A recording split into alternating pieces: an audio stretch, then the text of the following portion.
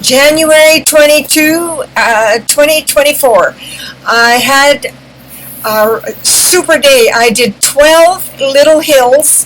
Mainly it's the climbing that's so hard, and my tumor laid that I couldn't lift for over a year. I can now lift it again, and I'm getting my balance back after being crippled since March. So every day is amazing. Although we're getting a big melt on Thursday, fiddle-dee-dee. But I just had to share this because it's just so amazing. 40 children were out, and it was just a fabulous day. God bless me.